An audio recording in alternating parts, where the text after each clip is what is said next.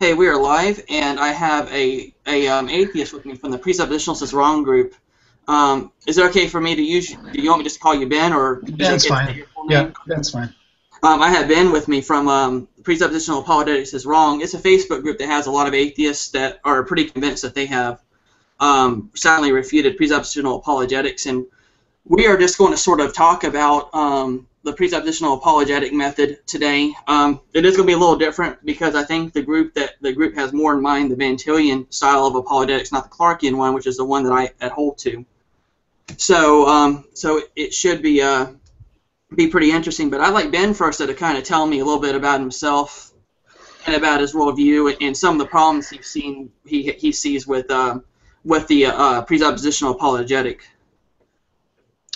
Sure, Okay. yeah.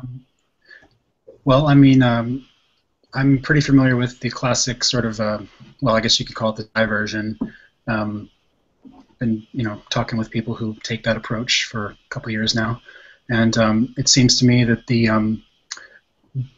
so-called argument, I don't really call it an argument, but they call it the presuppositional argument, starts off with the conclusion and just works backwards to sort of make up justifications for, or rationalizations, I should say, for why they think it would be true. It doesn't actually prove anything or try to prove anything, so it's not really an apologetic in the traditional sense of being a defense of the faith. It's really more of it seems like a verbal series of tricks to try to confuse and befuddle any kind of non-religious people or anyone who doesn't agree with the position of the precept person who's espousing that. So that's it. I mean, I don't think it's an honest position. I don't think that some of the things that they say, I don't think they actually believe. I don't really think they believe that there aren't any atheists, for example. They say it, but I don't think they actually believe it. So, there's a lot wrong with it, but that's enough to start with, I think. Okay. So you basically, in summary, your issues with the apologetic method is circular reasoning and semantic abuse. That's the two major issues I heard that you brought up. I guess that's probably the main thrust of what I said. Yeah. Okay. Okay. Can you tell me about sort of your worldview? Like, do you come to this from an objectivist standpoint? I know a lot of the people over there are objectivists, or do you more or less come from a pragmatic standpoint? I suppose if we were going to start latching on to labels, I'd prefer to go as label-free as possible for the sake of the audience, if nothing else, Okay. because many people haven't studied this. I think probably 90% of the people watching this haven't studied this as much as you have. Probably safe to say, don't you think? So, Okay, well, that may be true, but you just kind of just give a general. Yeah. I think that pragmatism would be more along the lines of where I'm coming from. In other words, we are forced to use our reasoning, for example, because it works, and because we have nothing else. We have nothing else to use. We wake up in the morning, and we're given tasks. Life puts things before us. What am I going to do with each moment? Am I going to wake up and take a shower and brush my teeth and put on my clothes and go to work or go to school? Or am I going to sit around and ponder existential dilemmas about how to know knowledge or truth? So pragmatism in the sense of we've got to get on with our lives, right? And so in that sense, sure, I would endorse a pragmatic view. Sure. Give me just a second, Ben. I want to send the link. Some people are asking for the link to watch the Hangout, so I'm just going to send it out real quick if that's all right. Mm-hmm. Let's see. I'm really kind of new to this whole I'd like posting a Hangout thing. I really, to be honest, I hardly have a clue of what I'm doing. So. No, I hear you. I have never hosted one. I attend them. I do the Hangouts. I've made a few videos, but I want to try to figure out the system, but I haven't really taken the time to figure out the whole Google Plus thing. Doesn't appear to be that hard, but it doesn't stop me from messing up. So. Yeah. You got to learn by failing sometimes, right?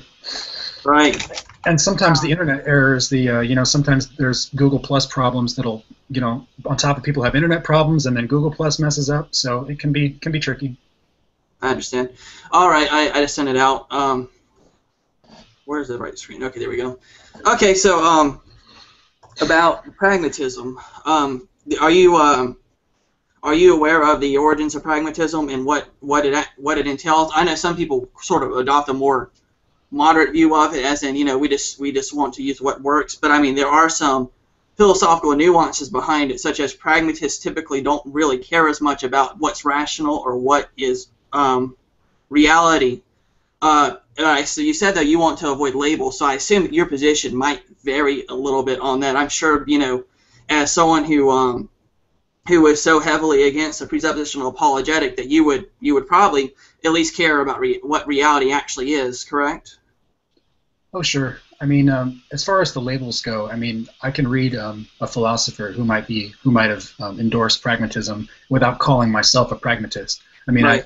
I appreciate what some of the existentialists had to say, for example, but that doesn't make me an existentialist. I'm not even a philosopher. I mean, I enjoy philosophy. I've taken a few philosophy courses in college, but not enough to call myself any kind of expert. Like,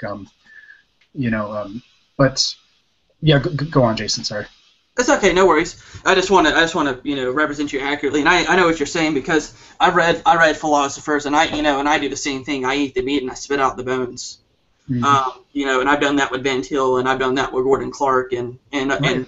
William And Lane Craig, and others. and you're free to do that. You're free to read as many philosophers, and philosophers throughout time have made lots of good points, and they've all disagreed with each other. And so you can look, and you're gonna agree with some, you're gonna disagree with others, and you're perfectly at liberty to do that. So. Right, and I agree. So about the nature of truth, I guess let's start off by talking about that. Do you think that truth is discernible by what works, or do you think there might be more to it than that? I'm not exactly sure what you mean by discernible by what works. Oh, sure. Basically, you said that you basically, we use our reasoning, we use our senses because that's what we have and it works. That's the position you gave. So just based off of that, I'm just wondering if you think that the usefulness or maybe the pragmatic value of a proposition gives credence to whether or not that proposition is true. The words you're using are a little. Oh, I'm sorry. Basically, no, it's fine. I'll do my best. Look, Okay. I think that, like I said, we wake up every morning and we do what we have to do to get through the day. I mean, I understand that I need food to fuel my body. I understand that I need water and I need rest and I need certain other things. And so, I wake up and I make my eggs and toast or whatever I want to have for breakfast. And it's true, or at least it's true as far as I can tell, that eggs and toast are food and that they give me energy. I'm hungry before I eat them, and then I'm not hungry afterward. And then I can go throughout my day and until I get hungry again and I have to eat again. And I turn the key to my car and the engine comes on, and then I turn the wheel one direction and the car goes that direction. I turn it the other direction, it goes that direction. We have to learn from our experiences how things work. And so, I mean, the definition of truth can get tricky depending on which definition you want to use. But so far as I can tell, I know how to eat food. I know how to drive a car. I know how to do these certain things that I have to do to get through my life. And so, as far as I can tell, those things are true. It's true that eggs and toast are food, and that I know how to drive a car, just for example. And so, I guess you'd call that, if you want to link it back to pragmatism, you'd call that sort of pragmatic truth. But feel free to correct me wherever you disagree. Well, it does seem to me that you do the way you do discern truth. It sounds to me like it's basically on what's useful, and of course that's because in your view that's all you have, that's all you can use, and that's why you approach your life that way. Now, as far as the nature of knowledge is concerned, everyone in their worldview starts with something called a first principle. It's like an axiom. I'm sure you heard the term before. In your worldview, whenever you're trying to, if someone was to ask you, how can you know anything at all, what would you start with? How would you define a first principle? It would just be basically the belief that comes first before any other beliefs. Does it have to be defended? Well, it does need to be defensible. It needs to be coherent. Obviously, a first principle is not ultimately something that's considered to be provable or demonstratable. Okay. It's just really a starting point. So, like, if you were to say, for instance, well, I start with my reasoning. Well, I could not then accuse you of circular reasoning because that's your first principle. That's just where you start at. So if I wanted to try and critique that, I'd have to take a different approach because, an axiom or a first principle is not an argument. It's just a a belief that's held at the beginning of a worldview. Does that make sense? Sure. So could my first principle be something like the natural world exists and it is all that exists? You can really, I mean, you can really pick any first principle you like. You just have to, make sure that it's coherent. I don't actually think I have a first principle. I'm not in the philosophy that I've studied. That was never something that came up. So I'll just go with that, just to see where it leads. But Okay. We'll go with that. I'll just affirm that the natural world is real, and that so far as I can tell, supernaturalism is incoherent. So I'll just affirm a sort of naturalist perspective. How about that? Okay, that's fine. Considering, and this is not the position you're taking, but in the context of our discussion, but you're saying, you said that you're not sure you have a first principle. Well, everyone has one. If you don't have a first principle, you can't even get off the ground in your epistemology, your view of knowledge. Can I ask you something about that? Because when did you learn about the idea of a first principle? When did I learn about it? Yeah. When I started studying, just basically when I started learning philosophy. How long? I started studying in seminary last year. Is whenever I really saw the term first principle. So a year ago you learned about a first principle, and you're like in your early 20s, I think. So I mean, terminologies. So you went for most of your life never having heard of a first principle. Probably not. If someone would have asked you what your first principle was, you would have had no idea what they meant, and yet you've gone through your whole life figuring things out, going through, like I said, eating and feeding yourself and clothing yourself and having relationships with people and doing jobs and going to school and having knowledge and truth and all that other stuff without knowing anything about a first principle or what your first principle might be. And yet you're saying that you can't get off the ground unless you have a first principle. It seems a little bit like philosophical nonsense when you've basically proven just by the way that you've been living your life that you don't actually need that. And if you ask most people what their first principle is, they're not going to know what you're talking about, and yet they're perfectly functionally living their lives and doing just fine without it. Okay, and I see your point, but when I'm talking about the first principle, I'm really talking about the term. If you asked me what I started with, what my first belief was, then I would be able to tell you what my first belief was. All I'm doing is just explaining the term. We got to call it something. Well, do you mean first temporally or first metaphysically? Well, I mean, we're talking in the context of epistemology. So okay. we're talking in the context of knowledge. I mean, you could try and start with a metaphysical principle, but you wouldn't really be able to deduce any sort of view on knowledge from just a metaphysical claim. It's kind of backwards. Whenever you make a metaphysical claim, you're actually even going outside the context of epistemology. Sure. No, that makes a lot of sense. So I mean, let's say you're talking to someone and you ask them about their first principle and they don't know what that means or how do they know? I mean, so if they don't know what their own first principle is, and they're trying to discover what their first principle is, don't they then have to use whatever it is they have learned, whether they be 20 years old, 40 years old, 60 years old, they have to use whatever they've learned to then discern what their first principle is. But then they're using principles they already hold to then discern what you're now calling a first principle. So it's not temporally prior. It doesn't come first in time. You're calling it sort of metaphysically prior, at least that's what I gather you're saying, but it's not actually necessary for getting off the ground. You use the phrase getting off the ground because a first principle has to be derived from other things, other knowledge that a person already has. So I'm just, okay, sorry, that was a long-winded way of asking. It's okay. I mean, I know where you're trying to get at. But if somebody doesn't know what their first principle is, then how do they discover it? How do they figure it out? Well, they have to have a first principle. They may not be willing to admit it. But they do have a first principle, and even if you don't know what a first principle is, you do have a first principle. I mean, you have to start somewhere, and if you are interacting with the world, you start somewhere, and you're starting somewhere, and if someone says that, well, I don't know what my first principle is, or I don't, but I'm just going to do everything, I'm just going to go ahead and live my life anyway, I don't really care, it's a bunch of nonsense, that's a philosophy known as irrationalism.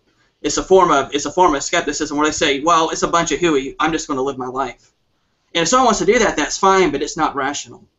So when I ask what a first principle is, we're in a discussion, I guess, / debate. So we're talking in the context of rationality. So while someone may be able to live their life, and someone may be able to go through the motions, and they're not, I mean, if they can't tell you what, can't lay out their epistemology to you, that means they just really, they just really haven't thought about it in a rational way. And I would assume that in the context of our discussion, both of us would want to appear to be rational. And if someone's going to say, well, I don't really care about first principles, it's nonsense, and I don't really know what it is, but I don't really care either. It works, that is an irrationalist position. And I think that would be ironic for someone who's trying to, speak out against presuppositional apologetics as irrational. I think that would be kind of a strange position for someone that has that goal to take.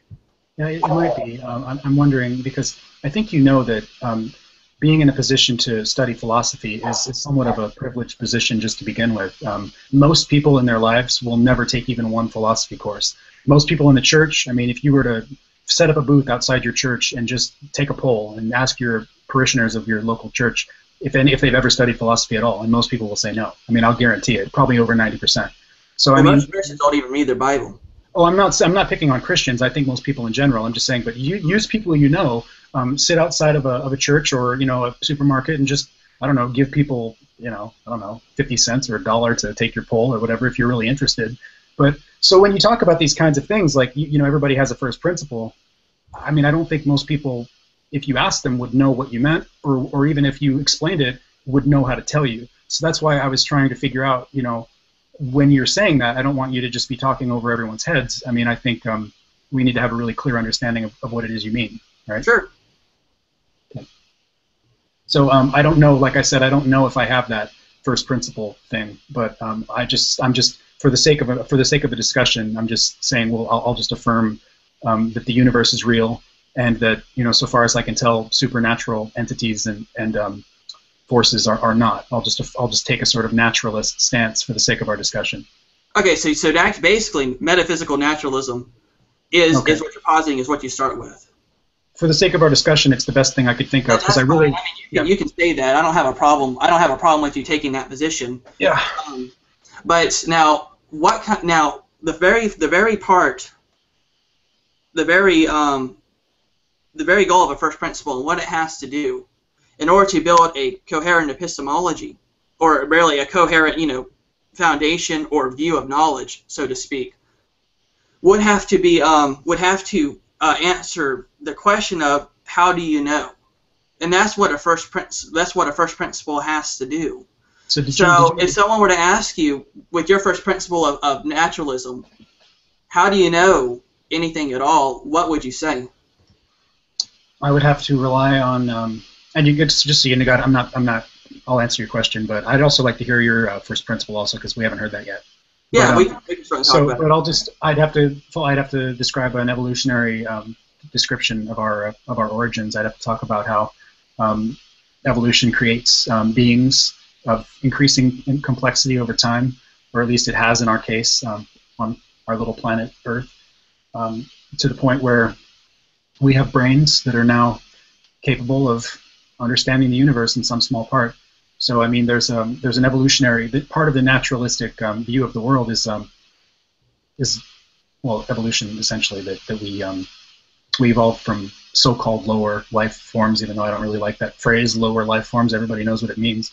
So our brains were fashioned by evolution. The reason that brains that work were preserved over brains that didn't work, or brains that worked less well, is that they aided in survival. So I guess that comes back to pragmatism. If you have a brain that effectively is telling you where the predator is versus not effectively telling you where the predator is, or a brain that knows where the watering hole is versus a brain that just forgets everything. So the brains as a sort of processing center for information, the more effective brains were preserved and enhanced by evolution, eventually leading to the beautiful, wonderful brains we have today. That's a very, very crude, way of talking about evolution, but it gives you some idea. Okay, so you would appeal to evolution in order to basically justify how you obtain knowledge, correct? That would be your answer to the problem of skepticism. I would describe the evolutionary answer for why we have brains that can think and talk about things like philosophy and first principles. Yeah. Okay. So I'm just curious. Do you hold evolution to be a logical position? As much as that sounds like a trappy question, I'll go ahead and say, yeah, it's logical. Okay, it kind of is a trappy question. So, but you would hold that position. Sure, of course. Okay. As long as you don't conflate evolution with the Big Bang, as long as you don't conflate the evolution with abiogenesis, we are just talking about biological evolution, not all that other stuff that gets. I'll let you define your own terms. That's fine. Yeah. Are you aware that science is always false? Have you ever heard that statement before? Science, I mean, we can Google a definition, but science is not a proposition that can be true or false. Science is a process that leads to results that can be true or false. Science itself, or the scientific method, maybe I should say, can't be false. It's a process. A process isn't false. There's no such thing as a false process. A process is just a process. So it can lead to true or false results. I don't think you'd argue with that. I think you probably would affirm some of the things that the scientific method has taught us. I mean, we're speaking on computers, that use satellites, that are, jetting laser shit all over. Sorry, I shouldn't cuss on your thing, but the technology is quite amazing, and it was brought to us by science. So we have good reason to believe that science works. Okay, so science works. It's pragmatic, and that's and I agree. Science is very useful. I completely agree with that. But there's a couple of reasons why I say that it's always false. First off, science is not truth, and you affirm that. But if science is not truth, if the hypothesis and science are not true, if they cannot be true by definition, then it seems that according to logic, the law of contradiction, for instance, something can either be a proposition like a hypothesis, which is a proposition, cannot be neither true or false. It has to be one or the other. And if science by nature cannot be true, then it has to be false, unless you were to reject logic. Yeah, let me just make a correction here. This is a bit of a category error. I tried to describe it before you went on to make that category error, but I'll go ahead and read. I just typed science definition. I'm not cherry-picking my definitions. I just typed the word science definition into Google, and I'll just go ahead and read it. The intellectual and practical activity encompassing the systematic study of the structure and behavior of the physical and natural world through observation and experiment. So let me just a shorter version of that. It's an activity. Science is the intellectual and practical activity. And activity cannot be true or false. Just like running or jumping or swimming or thinking can't be true or false. It's not a proposition with truth value. I hope you know what I mean by truth value. But activities don't have truth value. Science can give us propositions with truth value, such as the Earth is roughly spherical. But science itself is not a proposition that can be true or false. It's an activity. Okay, you're saying that you get knowledge from science, and this is because I think you made a mistake there. What I'm talking about is the hypotheses that are developed in science. The hypotheses that are developed in science are propositions. Propositions by definition can be rejected or accepted. Hypotheses are propositions. Now, science as a process, science as a process itself, the definition of science. I guess if you want to argue that the definition of science, or rather just the whole nature of it's not a proposition, okay, well that's fine. But what I'm talking about are the hypotheses, because what you're doing is that you're trying to deduce propositions from your naturalistic starting point, your first principle, in order to try and explain how you know things. But there are two major problems. First off, the first problem is that any hypothesis, because of the nature of science, which hypotheses have to be propositions because they can be accepted or rejected. That's the definition of a proposition. Has to be either true or false. The second problem is that all experiments that are used to attempt to validate a hypothesis or a theory, such as evolution, commits the logical fallacy of asserting the consequent. Affirming the consequent. It's also called asserting the consequent too. There's two different ways you can call it. I just say asserting because I just think it sounds better. But asserting the consequent would be the fallacy that science commits. So if you're going to try and say that you can derive some justified true belief from a standpoint of a philosophy that commits that fallacy in order to accept or reject a proposition, then it seems to me that the first principle you're using doesn't really lead you to any sort of what you could call capital T truth. absolute truth. Do you get what I'm saying?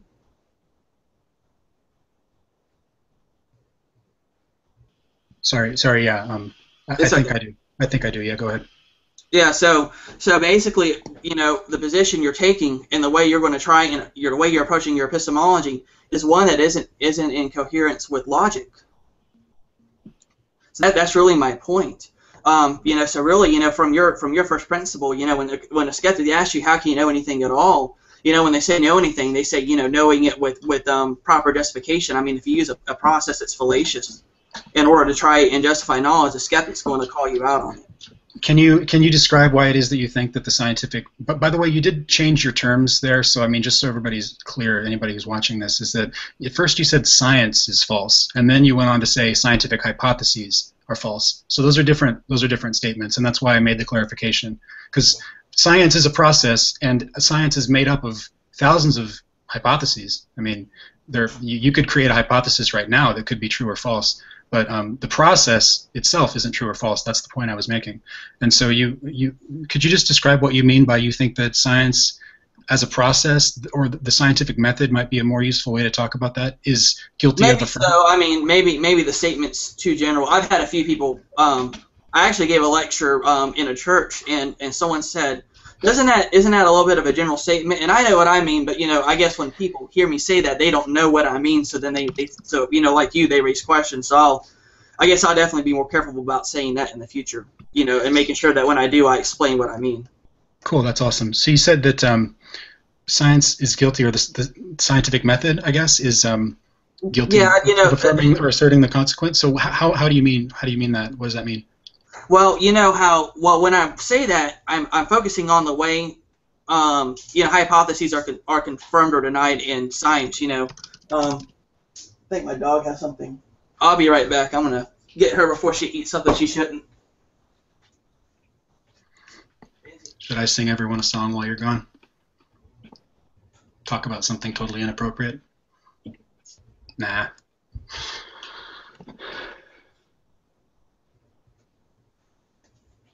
Sorry about that. She got a hold of a water bottle. I have no idea how she did that. I just gave your audience the meaning of life while you were away, so you missed it. Oh, you did? Oh, sorry. I missed it. Yeah. I'll watch. I'll go back and watch it.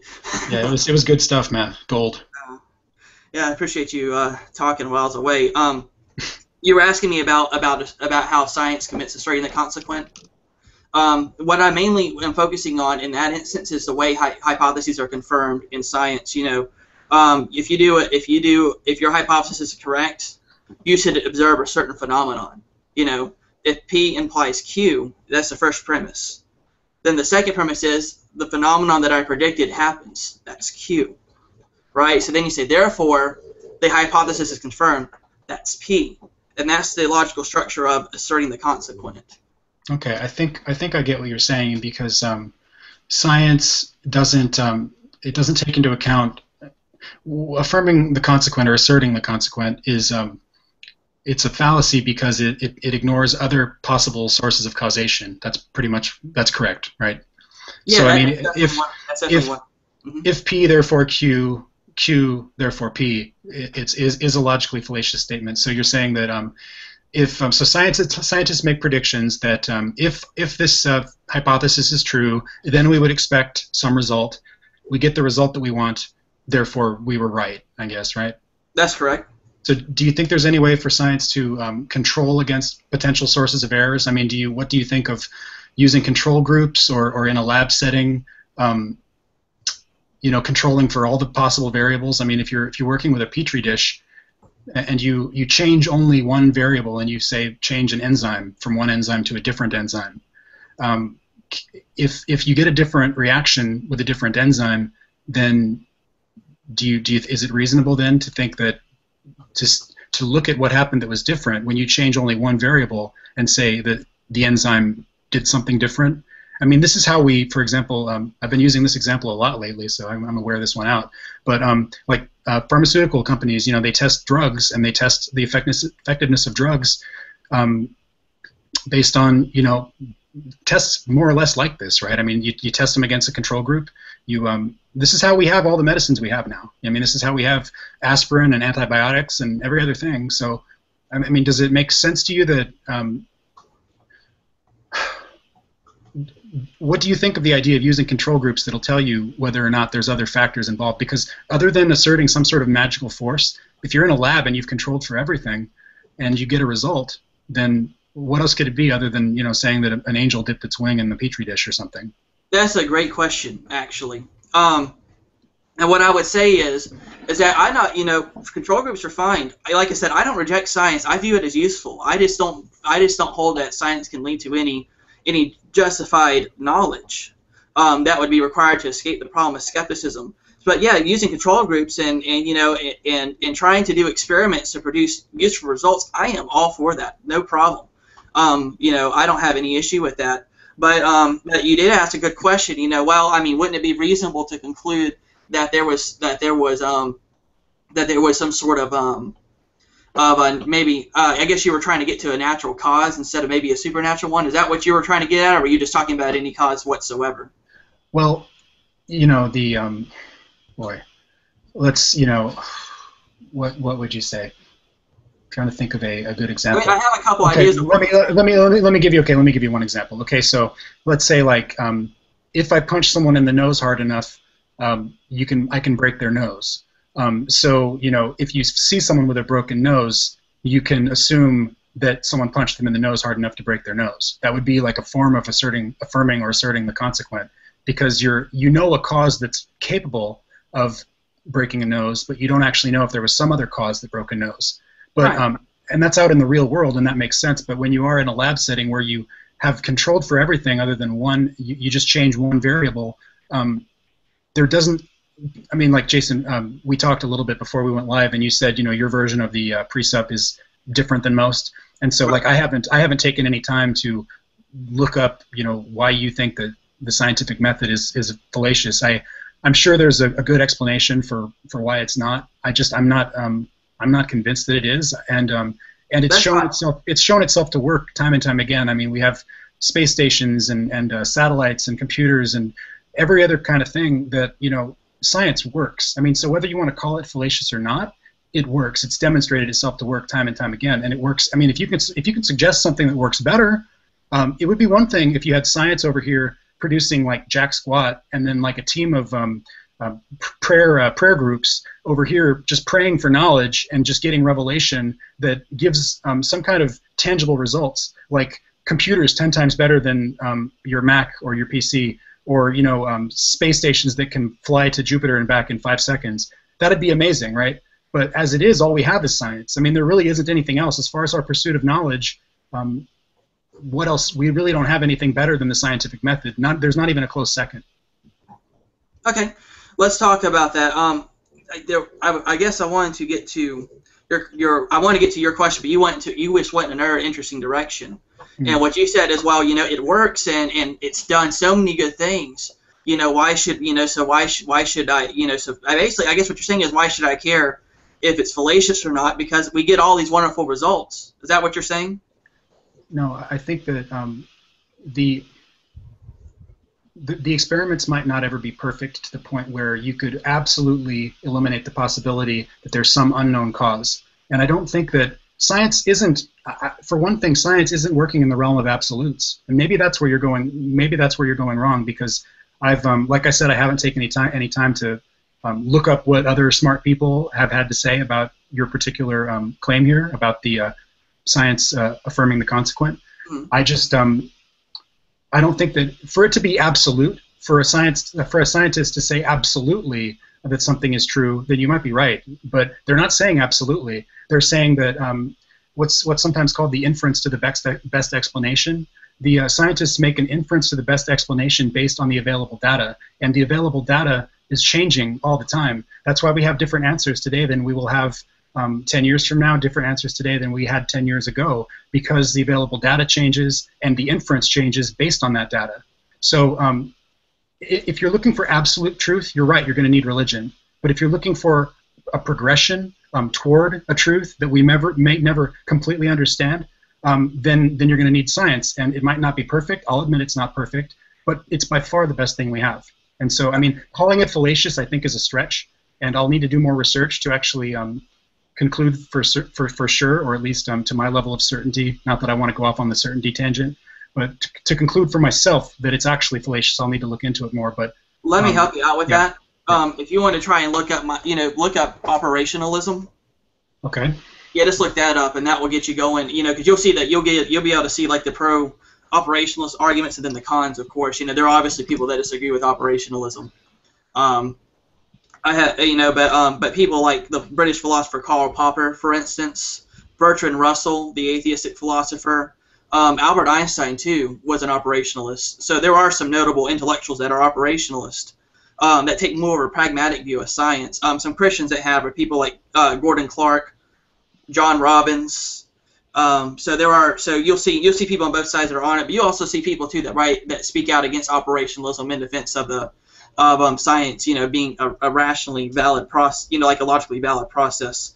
So you can look that up. I don't really, if you're not comfortable in that area to where you say, well, I don't really know, I haven't really heard of this before, so but I'm gonna look into it. That's fine.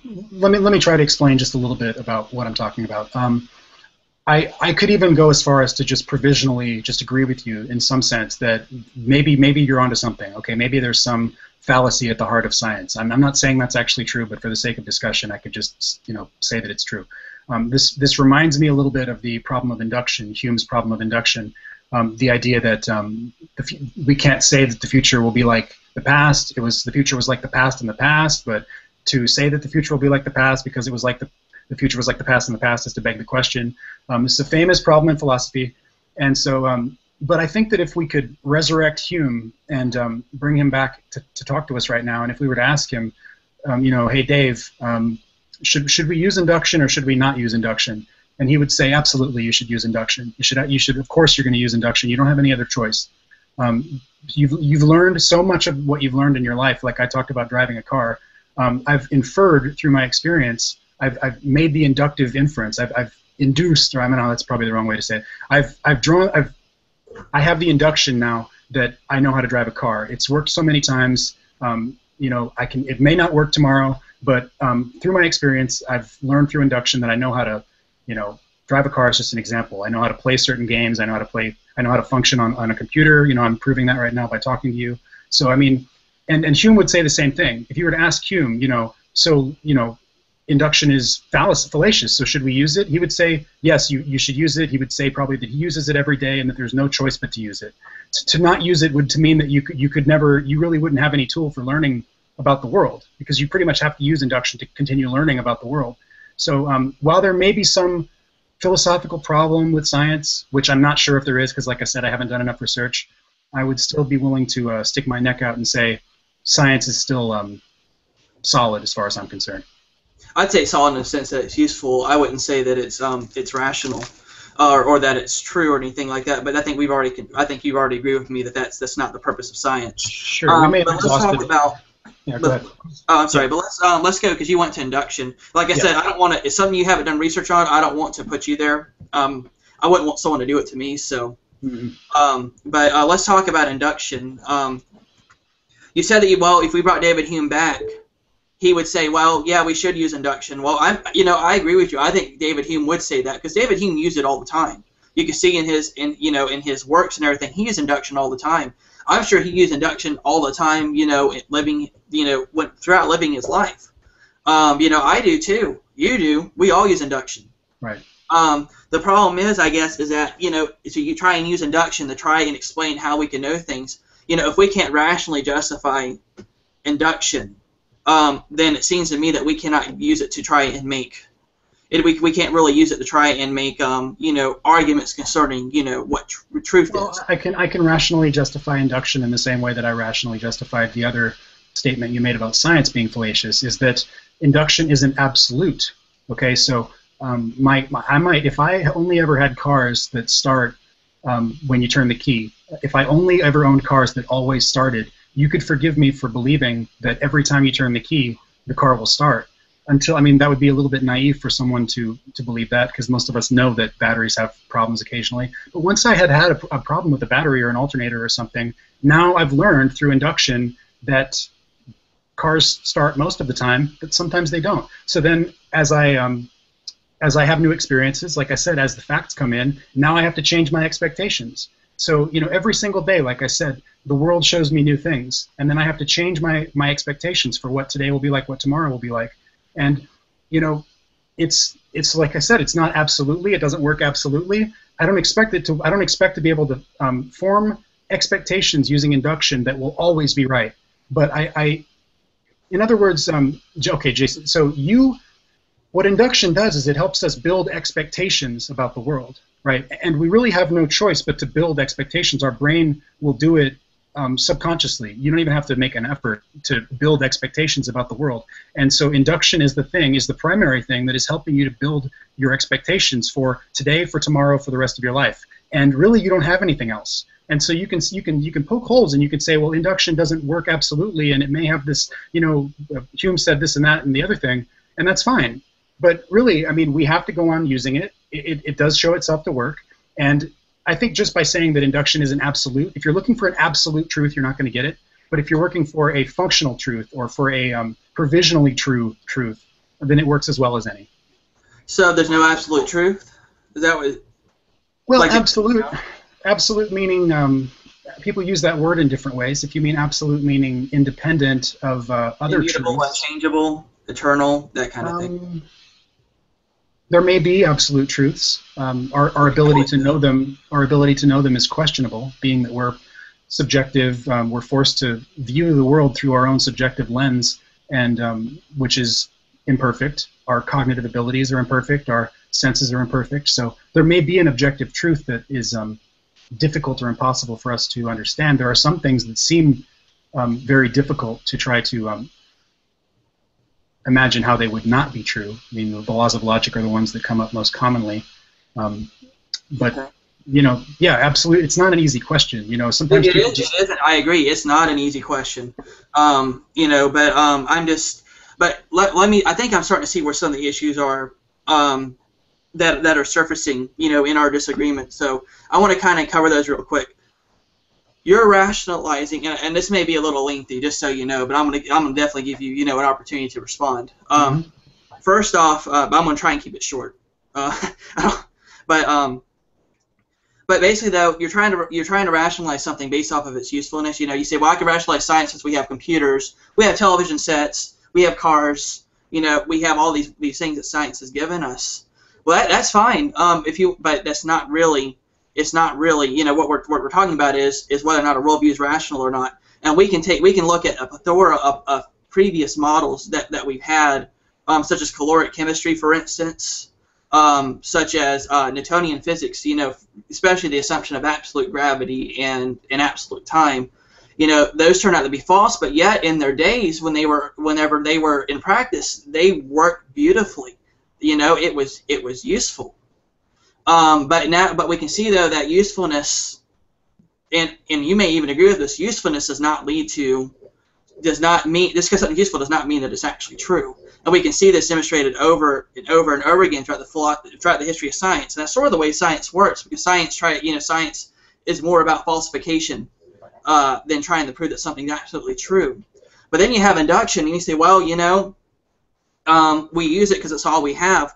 Well, I mean, you can claim that, but that's not a position that is going to be considered rational. Because we know that what's useful doesn't mean that it's true. And what we're talking about here is epistemology. We're talking about justified true belief.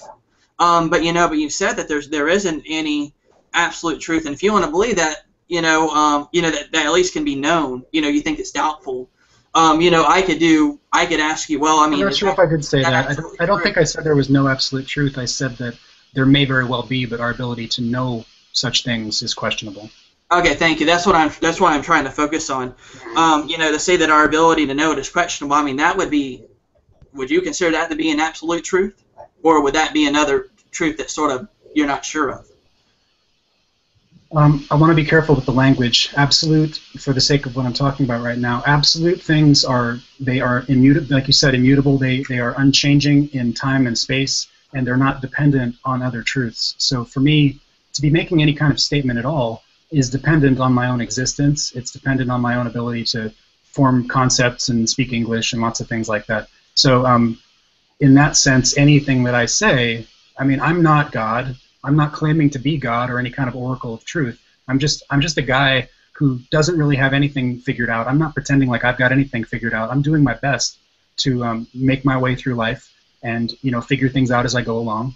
And so I think it would be arrogant for me to assert that I have the absolute truth. I mean, I'm even if you think you're a pretty smart person, I think it's wise to have the humility to realize your own limitations. And I do my best to realize my own limitations. And part of that is not being overconfident in your ability to understand the fundamental truth of reality, because I mean, frankly, I don't think we have the tools. We can do our best, but that doesn't mean that we can actually get there. Now, as someone who presupposes basically a naturalistic philosophy as their first principle, what do you think of logic? I do want to say one other thing. I can answer that about logic. That's a little bit of an open-ended question. I'll try to do my best with it. But you said that just because something is useful doesn't mean that it's true. That's correct. I don't know if, I mean, once again, we're back to that question about whether something is true or not. I mean, when I talk about my ability to drive a car or to feed myself, I mean, it may not be, because it's useful, it may not be true, but it's true that it's useful. It's true to me that it's useful for me to be able to drive a car. It's useful for me to be able to know how to drive a car, and it's useful for me to be able to rely on my ability to continue to do that just to navigate our little world. So, I mean, calling it true in some kind of abstract sense, I'm not sure what that means, but these things have proven useful, that among many other things. So I'm not sure if that clarifies that. And you asked about. That's fine. I mean, we're really, because I'm talking in the context of philosophy. That's what it's sort of in epistemology, and I think you're sort of speaking in a different context from what I. Oh, sure. But when you say that something is true or not true, make sure that the thing that you're talking about actually has a truth value. Because, like, when I'm using a process to go about my life and get from point A to point B, my processes are not true or false. My processes just are, and they work or they don't. So, I mean, that's a little bit of a confusion there. Maybe it's a problem on my end. I'm not sure. Well, the problem is we're coming from this from two completely different perspectives. That's really what the problem is. You did ask about logic, and your question was a little bit too open-ended. So could you ask me just specify it some? Sure. Yeah. You said? What do I think of logic? But is there something you could ask that's a little more specific? Yeah, I'll tell you. I'll show you where I'm driving at. When I asked you that question, I was just talking about, like, do you think logic is useful? That's one question I would ask you, and then two, I guess another question I'd ask is from a naturalistic presupposition. Like a naturalistic first principle. How do you justify being able to deduce the law of contradiction from a presupposition that says that the natural world is all there is and the supernatural doesn't exist?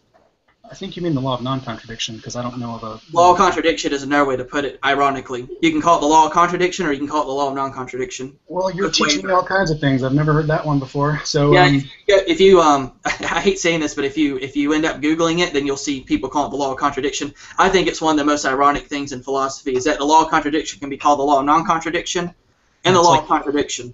It's like flammable and inflammable, right? Exactly. It's one of our... Well, my philosophy professor in college called it the law of non-contradiction. So most people do. It's just easier to not say the non. So you said logic. Sorry, one more time. We've gone off on a couple of tangents. It's okay. I'll just ask it again. So, basically, do you think that, first off, my first question is, do you think logic is useful? And two, how do you account for the how do you deduce the law of contradiction from a naturalistic framework? Yeah. Yes, of course, logic is useful. If you could have one brain thinking logically and one other brain disregarding logic, then it's pretty clear that the brain thinking logically would be thinking better in a just sort of a generic sense. Okay. But you said, how would you? I think that the way that you'd figure out the law of contradiction or non-contradiction with a theistic worldview or an atheistic worldview would be the same. I think that the people who did figure out these laws may have been atheists or theists. I'm not sure who came up with them. It might have been Greek. It might go back to Plato. But most people use Aristotle's. Okay, so I mean, they were pagans, Right. But if they had been Christians, they could have also figured out these same basic principles, and they're figured out. The laws of logic are named that because they are just basic truths that have been deduced about the universe that just can't be any other way. That couldn't be any other way. The idea that something shares the law of identity now, but the idea that something is itself and it's not something other than itself. An idea that an object shares its own properties, that it has all the properties that it has and it doesn't have the properties that it doesn't have. These are just the most basic logical principles you could come up with, and I don't know how positing a god or no god would help you. I think that it happened to have been pagans who came up with these principles, but it could have been Christians, it could have been anyone. They're just logically deduced from observations of the universe. Ben, how much longer do you have? Then I know you said that you had a headache earlier, and yeah. Well, I mean, I'm feeling okay. Well, I think we're getting close to an hour. Why don't we wrap it up in 20 or 30 minutes? Okay, that's fine. Because I want to be fair to you and talk about my worldview as well. Good, please. So we won't. But I just have a couple more questions to ask you before we go on to mine. All right. So you said basically the first thing you said was that the laws of logic were discovered by pagans. And then you question what benefit would there be to posit Christianity in order to or basically how would a Christian explain the fact that a non-Christian is the one who basically took note of the laws of logic. You did insinuate that question, right? Oh, I'm not sure. I think I just said that they happen to have been pagans, but they could have believed in God or not, and I'm not sure if it would have changed the formulation of the laws of logic. I don't think it wouldn't have. According to the Christian worldview, it wouldn't have. But we'll come back to that. You can ask me about that if you want to whenever we talk about my worldview. We'll just skirt over that for now. But you also said you referred to the law of identity. And you referred to the law of contradiction. Do you think those laws are universally true? Like, by true, of course, I mean immutable, unchangeable, always true. Anytime I say truth, that's the definition I'm using unless I say otherwise. Yeah. Some people bring up quantum theory here, and I don't feel like I'm qualified to really talk about that. Some people. I heard it before, but if you want to explain it, you can. No. I don't. I mean, I've studied it only just very superficially, and I don't have any confidence in my ability to try to use quantum theory to win an argument. I'm not even really, Jason, trying to necessarily win an argument. I'm just trying to tell you. Well, I'm not really either. I said debate, but this is really more of a discussion. It's more of a discussion, and I prefer it that way. And you're very civil. I don't like doing civil. I also want to say, Jason, you're very civil and pleasant, and I appreciate that. It's a change of tone from the way that many other people conduct themselves online, so thank you for that. Most people think I'm mean because, when I write, I guess I come off as really harsh sometimes, but I don't really mean it that way. But, just in writing, it's really difficult to not be offensive. I think I describe you as slightly cocky. You don't really. I don't think you come off as mean. I think you just are a little bit cocky sometimes. That's I would probably agree with that. That's something I have to work on. So I think I might have interrupted. You were talking about go on about law. Oh, I can barely even remember what I'm talking about. Yeah, I just as far as where was I going? Do you remember the last thing I said? You asked me if something about. Oh, if they're universal. No. Oh, you said. Oh, you did ask me a question. You asked me if the laws are universal. For one thing, I do want to describe the difference. The laws. Human, like man-made laws, when people hear this word law, we happen to use the same word in two different ways, or maybe more than two different ways. But man-made laws are not like nature's laws.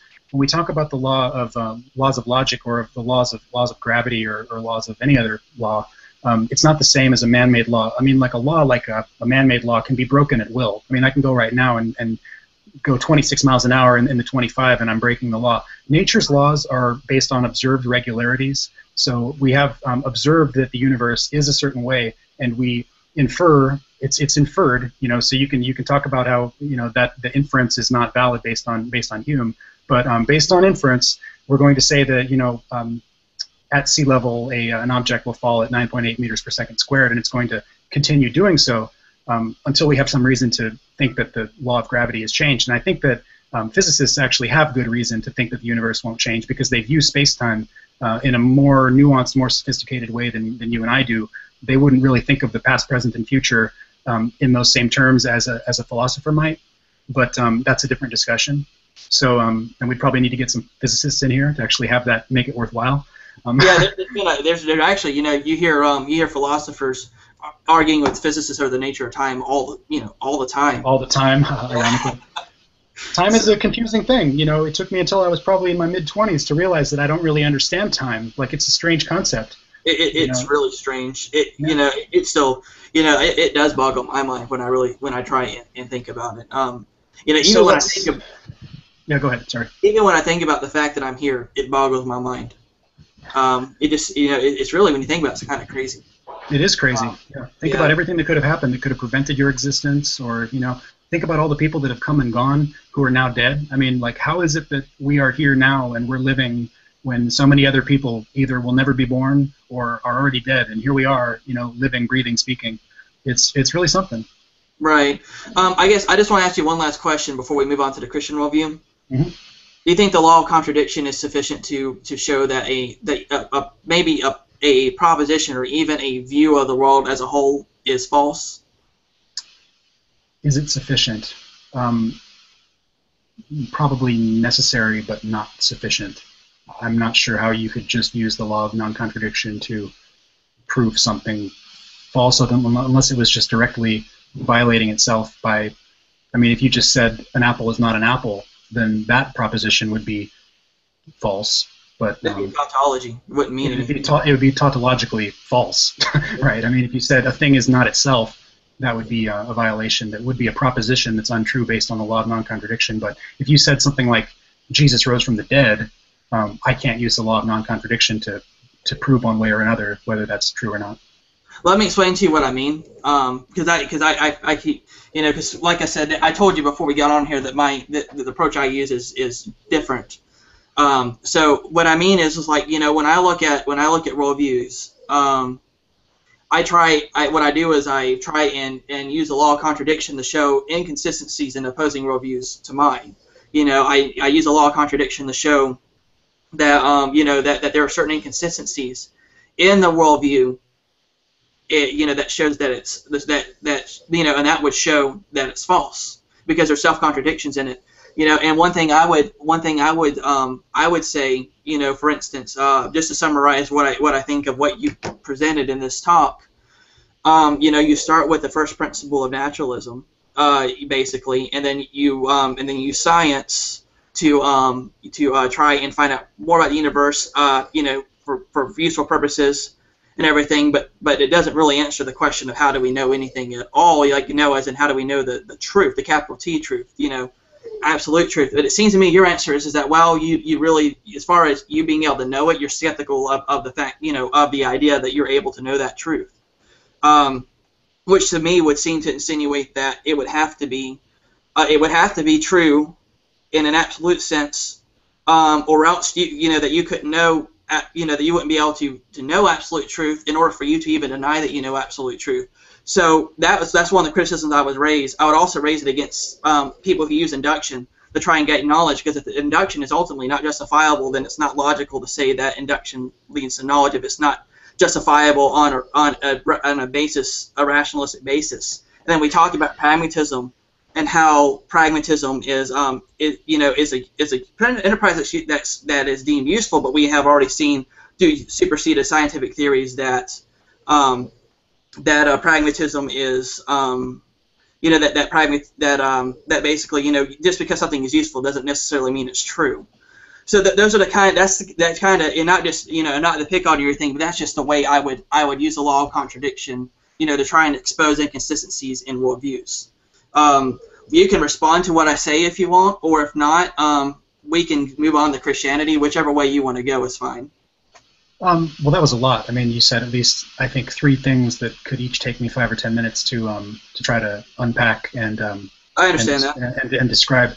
I think you have gotten a little bit tricky with the language. I think that's. I think you've got some clever sort of the ways that you formulated these things are clever. I think that if I took the time, I could pull out mistakes along the way for each of those things that you've said. If you want to meditate on them and then have another discussion. Yeah.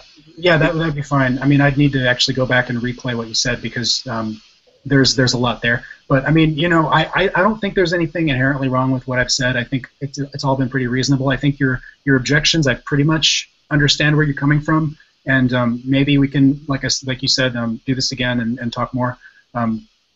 So yeah, we can go on to the Christianity thing. Okay, that's fine. This is probably what you've been waiting for, I assume. Oh, no, it's been fun. The whole thing's been. Yeah. Okay. Cool. How much more time do you have, by the way? Oh, let's give it another. Like I said, give it another 15 minutes or so. Okay, that's fine. Yeah, because I just don't. I want to try and keep it an hour. If no one watches 4-hour hangouts. At least that I. No, I think we're gonna be. I think we're gonna be around an hour and a half, and that's a decent time. Okay, that's fine.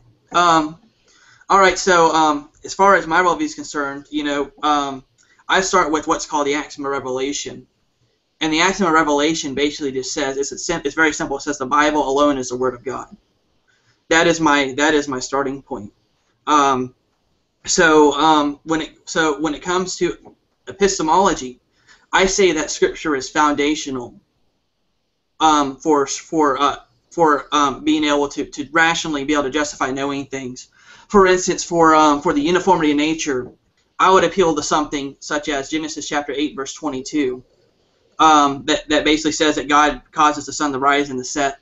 I would appeal to other texts such as Jeremiah chapter 31 verses 35 to 37 to show that basically nature does operate in a uniform fashion.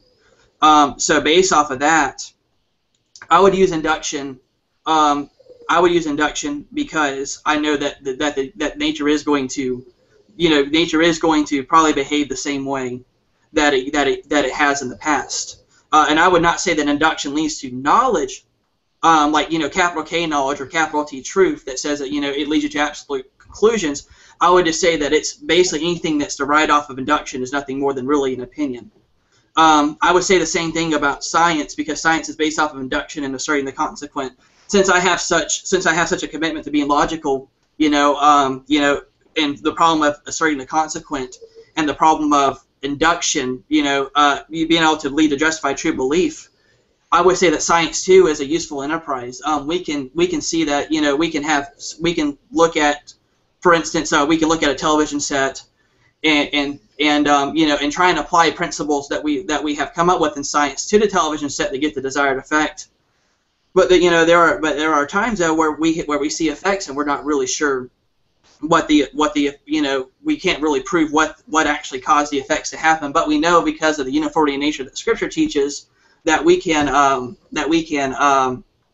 be justified in using the process again and again to get the results that we desire. So in the process, in the sense of induction and the sense of science, that would be my view. And I guess I'll stop there so that you have time to say what you wish about what I had stated, and then maybe we can move on to other things if you want to.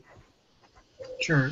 Well, for one thing, you used the word axiom, and I guess we're saying that axioms and first principles are more or less the same. It's what it sounds like you're saying. It depends. Let me clarify that. I apologize. I don't know why, but sometimes I just when I say first principle and axiom, I've had Christians ask me why I throw them back and forth.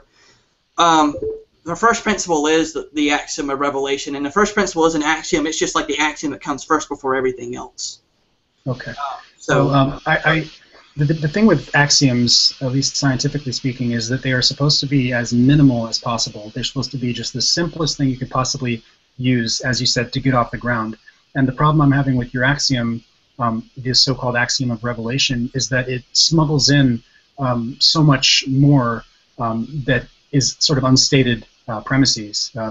It smuggles in the existence of God. It smuggles in the idea that humans are in communication with God. It smuggles in the idea that these communications with God are not corrupted. It smuggles in the idea that these people were inherently, let's say, trustworthy. It smuggles in the idea that God isn't untrustworthy. It smuggles in many assumptions that I probably wouldn't even have time to list. So just stating as a first principle a so-called axiom that has buried within it many other principles or assumptions about the universe seems, to put it lightly, questionable.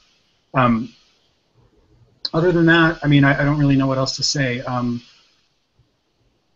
mean, anybody, if you're going to assume something like that, I could say, you know, my first principle is, you know, that I'm hearing from, you know, Tinkerbell about the universe. I mean, if you're going to use a first principle, you know, like the one you've just stated, I could use any kind of crazy thing as a first principle and just say, you know, Tinkerbell tells me differently, and that's my first principle, and you're not allowed to really question my first principle because it's my first principle. It's what gets me off the ground. I just don't think that's a reasonable. I don't think it fits within the definition of an axiom or a first principle. But I'll need to look into that more. Like I said, I haven't done too much with the first principle concept as far as researching that. Like I said, it didn't come up when I was studying philosophy in college. So, yeah. Do you have anything to say about that? Yeah, I have a couple of things. I mean, you could claim that Tinkerbell told you different, but that would not. But there wouldn't be really any propositions you could deduce to try and you know.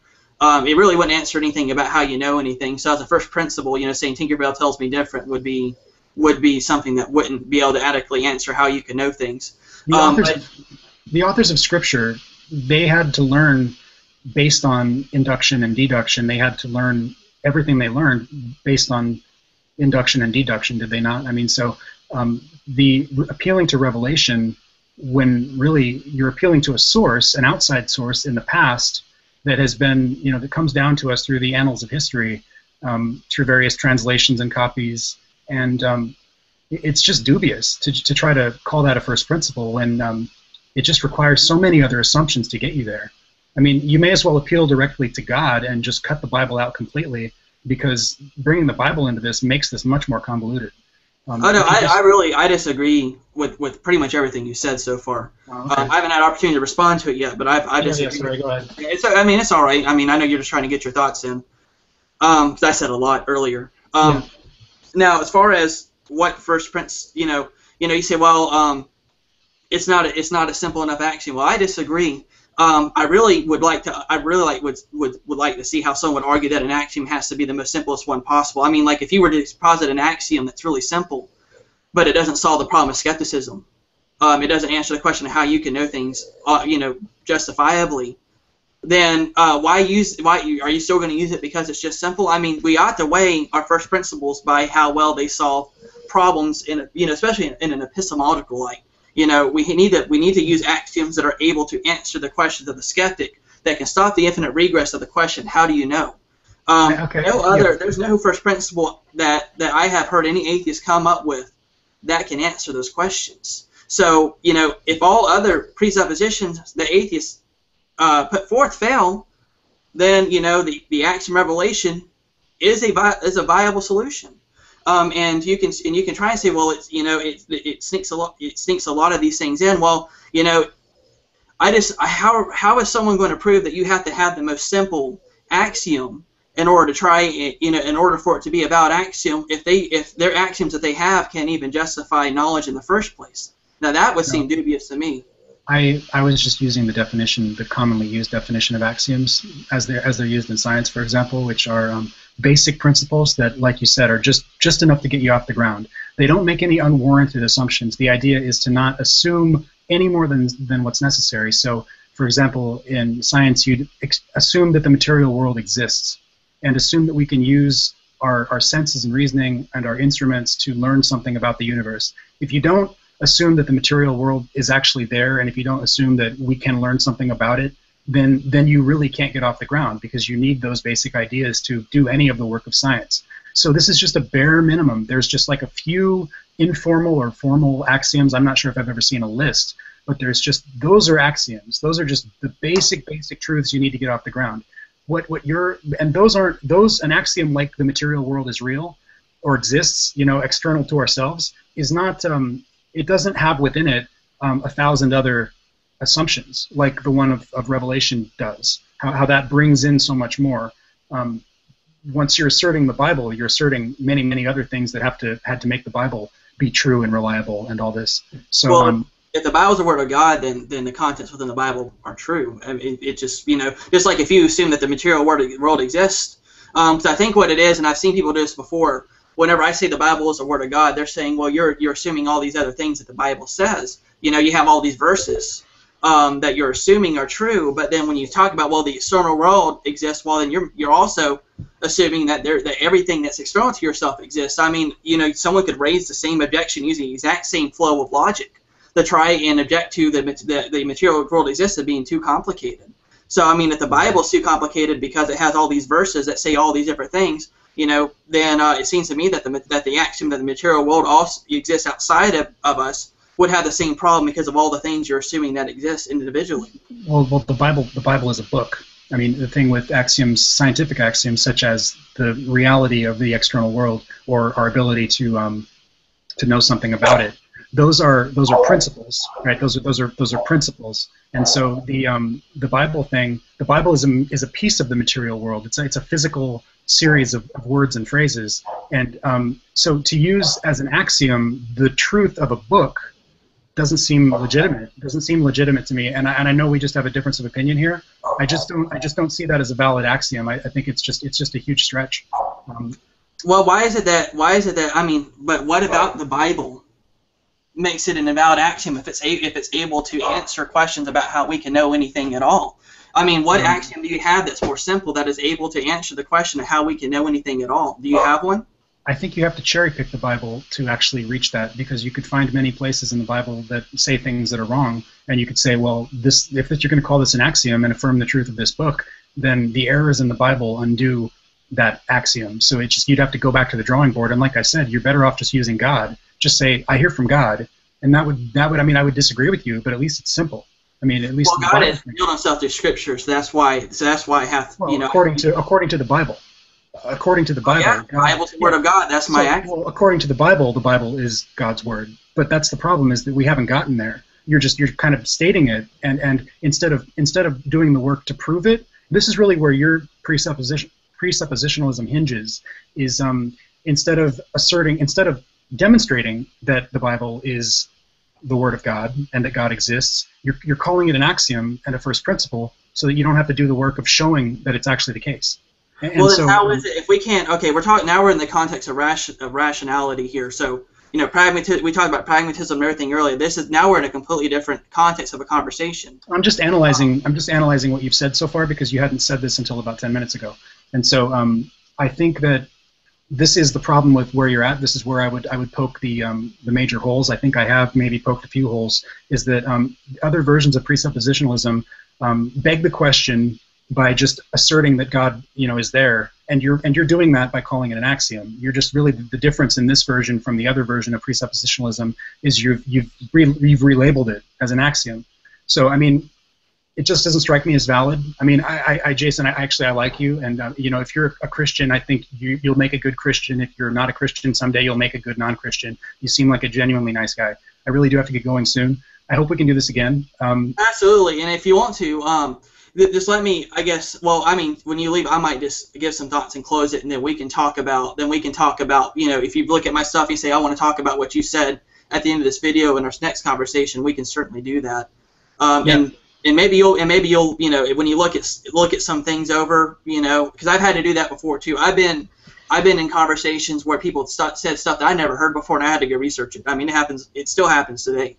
Absolutely. I've got like maybe one last thing to say is.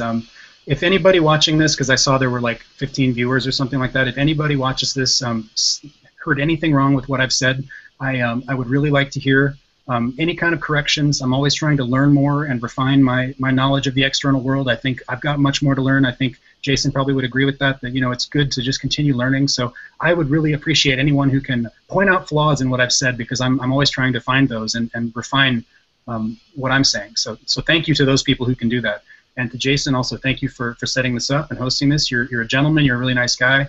And that's pretty much it. Do you also, I would like to ask you, would you mind if I mirror this and refer people over to your channel? Absolutely. Yeah, you can mirror it. I mean, if someone wants to mirror my videos, that's fine. It doesn't bother me. So, especially if you're on the video, that's perfectly fine. All right. Thank you very much, and I'll talk to you later. All right. No problem, man. Thanks for coming on. Have a good night. Too. Yeah, I appreciate Ben coming on, because he said he had a headache, and I really had trouble finding someone who wanted to have a discussion tonight, and probably because it was such short notice. And Ben brought up some points, and these are points that I hear a lot, and if Ben watches this video, of course he's welcome to come back and respond to anything I say said about his position. But you know, he said that basically Scripture has too many propositions for it to be axiomatic. It's not simple enough. Well, you know, and he also said that I was begging the question. You know, begging the question isn't really a valid objection for an axiom. You really got to show how it's incoherent in order to destroy the axiom. You know, using logic, the law of contradiction. But you know, it's interesting though, because he said that I was assuming Christianity, but remember what his axiom was, his first principle, whenever I talked to him originally was, it was, well, my first principle is that nature is all that exists and the supernatural is false. So he's really, you know, whenever he revealed his first principle in that conversation, he was assuming the position that God doesn't exist, because obviously the supernatural doesn't exist, and that would certainly rule out God's existence. So I find that to be interesting. I know he was granting the axiom just for the sake of conversation, but I still think that's an interesting position for him to take, while still objecting to me saying that the Bible is the Word of God and it being the first principle. But it's interesting though, because what I was going to bring up to him had he had the time to stay on, is that shoot, I just about forgot what I was going to say. Oh well. Well, what I was going to bring up to him was the fact that there's a cop car here and it's really distracting me. I hope he's not here to arrest me. There we go. Yeah, but anyway, but he, you know, like I said, it's interesting that he appealed to it. You know, he appealed to his naturalistic worldview as his first principle. But you know, the Bible, does lead to a lot of propositions. But you know, what I was going to bring up to him, had he been able to had the time to stay, would be that, well, you know, you know, if other first principles are unable to lead to knowledge, such as reasoning and induction and science, and he's already said that science and induction don't really lead to any absolute knowledge. Well, obviously, if we grant that God exists, then there would be absolute knowledge. There'd be absolute truth. By that I mean immutable, unchangeable, eternal. Those are the three main adjectives I would use to describe truth. It's propositional, and it's true all the time. It never changes. It's an unchanging truth. So when I say absolute truth, that's what I mean. But you know, if other first principles can't lead to knowledge, then why should we try and use these first principles, such as starting with sense perception, or starting with our own individual reasoning, or starting with pragmatism? You can't prove God through pragmatism. Pragmatism doesn't really prove anything. It just says it just has opinions about what works and what doesn't work. I wouldn't appeal to pragmatism to argue for God's existence. I wouldn't appeal to science to argue for God's existence, because science itself, the way it's logically constructed, is fallacious. And science isn't even truth in the first place. So science could never even prove that God exists or didn't exist. So why would I use science to try and prove that God exists? You know, we have all these different first principles we can choose from, and every single one of them, all the secular first principles, just they lead to skepticism. Sense perception and reasoning is really the only thing a skeptic can appeal to in order to try and justify that anything can be justifiably known. So that's where I would have gone with him had he had the opportunity to stay. And maybe if Ben sees this video, and you know, he'll know what I'm going to say in anticipation for next discussion. If he has to prepare, then he can, you know, prepare. I'm probably going to go ahead and start a separate hangout. I don't want this one to run too long, but just with other people who, you know, other people who want to come in and kind of give some opinions. I am going to invite some specific people. I may invite some atheists. You know, we'll just see how it goes. I sort of, when I do these things, I have a specific way I want this to go. I may want Christians in the after discussion, but we'll just see where it goes. And you know, so I'll be posting the next event shortly if anybody wants to continue to watch. Everyone who watched, thanks a lot. And I also want to especially thank Ben for coming on, even though he wasn't feeling too well, and having a discussion. I thought he was a pleasure to talk to. Thanks for watching, guys.